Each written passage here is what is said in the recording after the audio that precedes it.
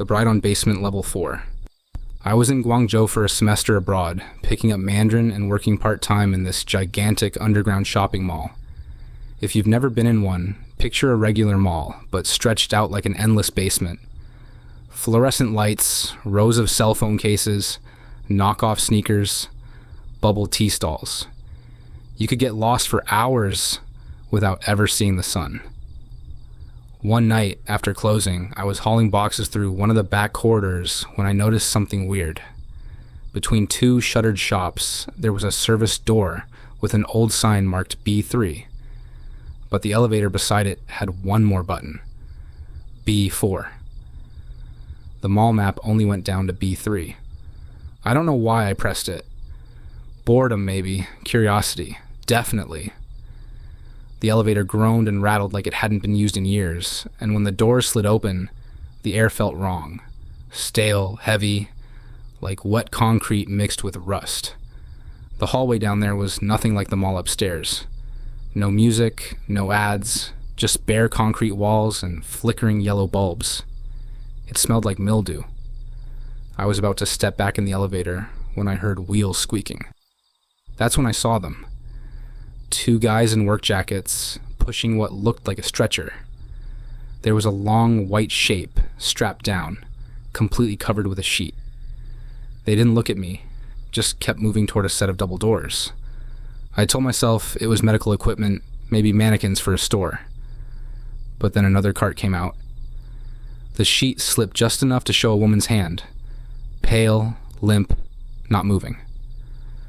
I followed, even though every nerve in my body screamed at me to get the hell out. The double doors led into this wide, low-ceilinged room, and I swear to you, what I saw made my stomach turn cold. Rows of women lay on platforms. All of them were dressed in wedding gowns, veils draped over their faces, hands folded on their chests. Their skin was chalky, their lips pressed shut. Not mannequins, not models. Dead. If you've never heard of it, there's this old custom in parts of China called Ming Hun, ghost marriage. The idea is that someone who dies young, especially unmarried, can still marry after death. Families sometimes pay for a bride's body, so their dead son won't be alone in the afterlife. Creepy as hell, but it's a real thing. And here's the part that made me sick. These weren't local women. The dresses, the makeup, even the hair color. I recognized some of them. They were foreign students. Girls I'd seen in the food court. In language class. They were dressing them up as brides for the dead. My foot must have scraped against the floor because one of the men turned. He looked right at me. Didn't shout, didn't chase me. Just stared like he already knew why I was there. I backed toward the elevator, but when I pressed the button, the doors stayed shut. The panel didn't light up. Behind me, the men started walking closer. "You've seen too much," one of them said in rough English. He didn't sound angry. He sounded expectant, like I wasn't an intruder, like I was the missing piece. In that stale underground room with the brides laid out in silence, I finally understood what they wanted. The bodies were brides, and they needed a groom.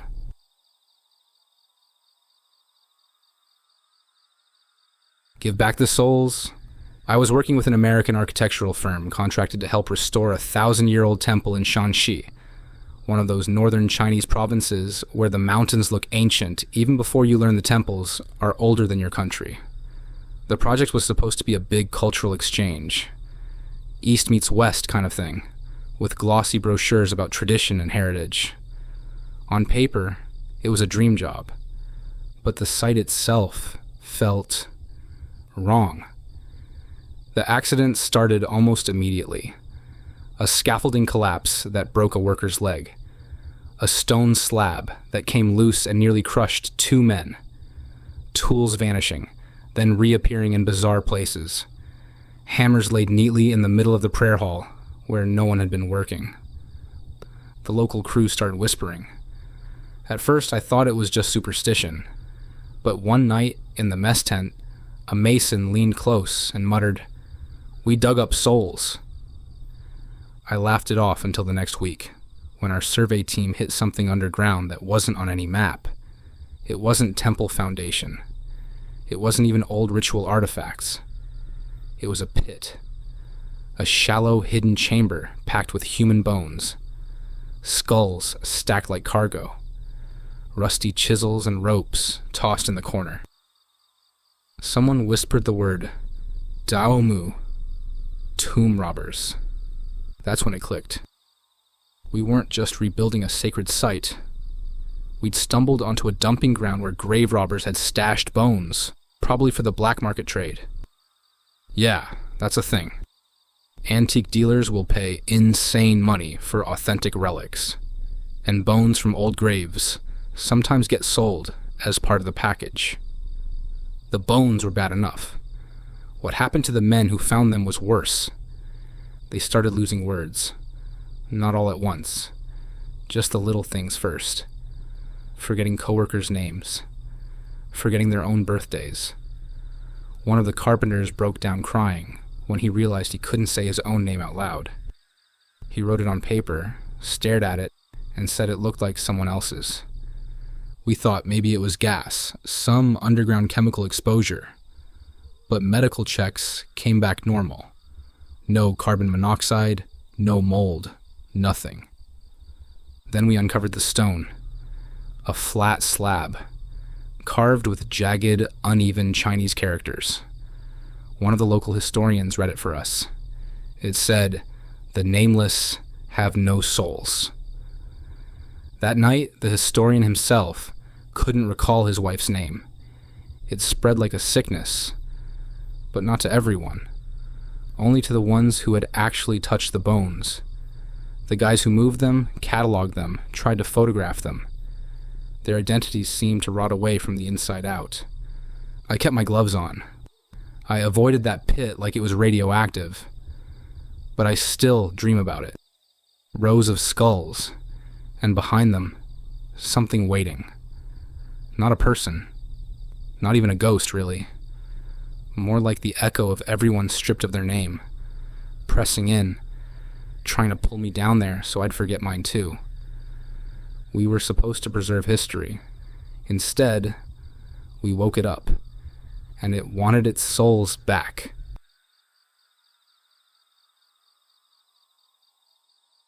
When the Hotpot goes silent.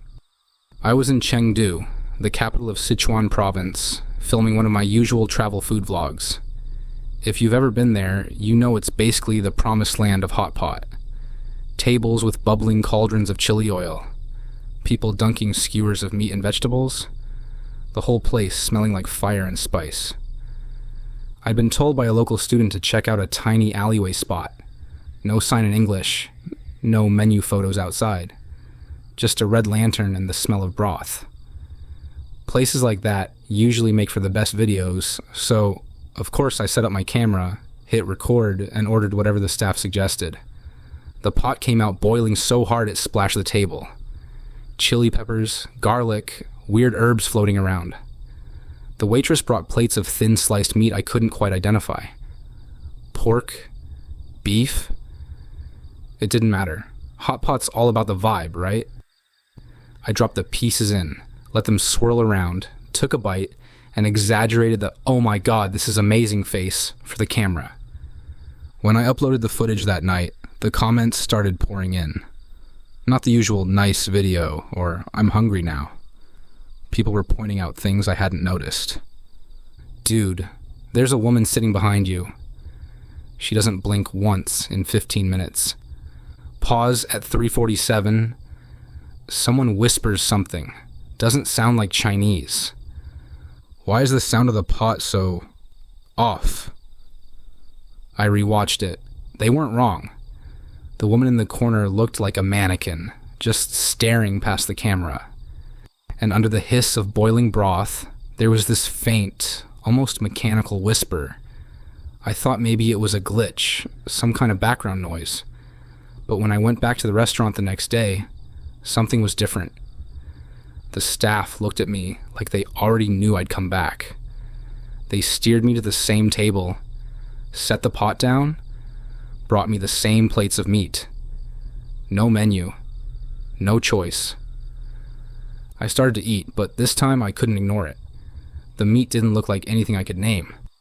The pot boiled, bubbled, spat red oil onto the table, and then it stopped.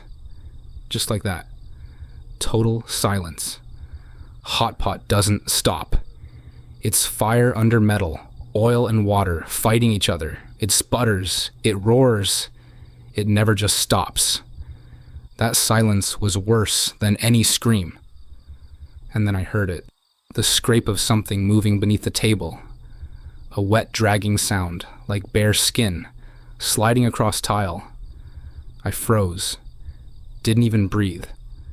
The waiter leaned over me, smiling way too wide. "Eat. Don't stop," he said in halting English. The pot sat in front of me, quiet as stone, and whatever was under the table, it wasn't staying there.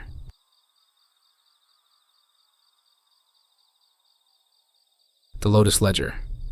I was in Yunnan, down in the southwest of China, traveling through the city of Dali. It's one of those places where the mountains are always misty and the temples seem older than time itself. I'd gone there for research. Buddhist art, ritual objects, that sort of thing.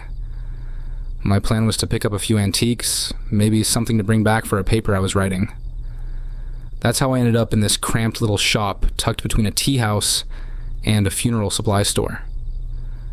The walls were lined with brass incense burners, prayer beads, and stacks of hand-copied sutras. In the corner, wrapped in faded red cloth, was a thin book the shopkeeper called a Liantai Jiang, a Lotus Ledger.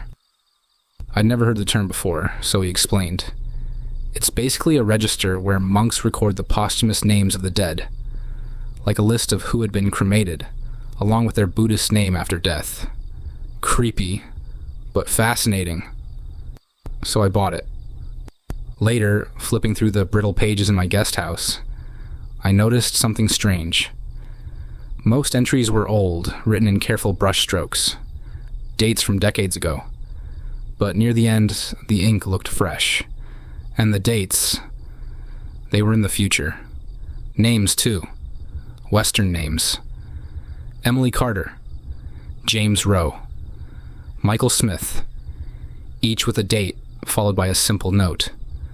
Huo Zhang, cremation. I thought maybe it was some sick joke, until I Googled one of them, Emily Carter, and there it was, a news article from 2 weeks ago. A foreign traveler in Yunnan, same age, same name, who had died in what the paper called a sudden illness. I checked another name, James Rowe, a Canadian teacher gone in a bus accident. Same day, written in the ledger. My stomach turned cold. It wasn't predicting deaths. It was recording them before they happened. I decided I had to get rid of it. Burn it, leave it in a temple, anything. But when I opened the ledger again, there was one more line at the very bottom. My name. Spelled correctly, middle initial and all. Next to it, the word Huo Zhang, and a day, Friday. I dropped the book like it was on fire. When I picked it back up, my name was still there. Only one blank space remained beneath it, waiting for whoever came next, and Friday was only 3 days away.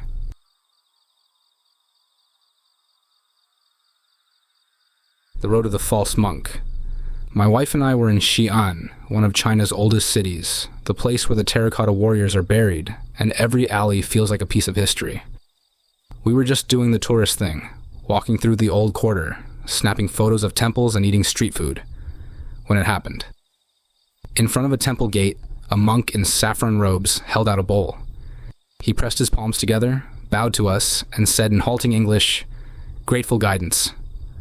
My wife thought it was sweet, so we dropped a few bills in. He smiled and pointed us toward a narrow side alley, repeating, "Guidance. Guidance." We figured it was part of the experience. Spiritual detour. Why not? The alley twisted between old brick walls until it opened into what looked like a film set. Wooden panels painted like temple doors. Fake lanterns wired to cheap bulbs. A backdrop of mountains obviously printed on vinyl. It was like a tourist photo booth trying to mimic a sacred site. We laughed, but then noticed something further in. A chamber behind the fake walls. Inside were rows of tiny niches, like a columbarium, places where urns would normally be kept. Only here, most were empty. Deeper still, the floor turned to dirt. In one corner, sticking out of the soil, were actual bones. White, cracked, not yet crumbled away with age. Too real to be part of the set. And lined against the far wall. The statues. Dozens, maybe hundreds, of monk figures carved in the same pose. Sitting cross-legged, palms together, faces smiling. The kind of serene smile you'd expect on a statue, except here, the smiles looked stretched, almost human. That's when my wife whispered, "They only move when we pray." I told her she was imagining things, but my eyes kept drifting back, and I swear I saw one of the figures tilt its head the tiniest bit, like it was listening. We left fast, hearts pounding, trying to laugh it off as a bad tourist trap. That night in the hotel, just as we were settling into bed, someone knocked on the door. Soft, rhythmic. When I asked who it was, a voice on the other side answered calmly, "Continue the offering." We hadn't prayed since the alley, but in that moment I realized the monk outside the temple hadn't been asking for money. He'd been recruiting, and we'd already joined.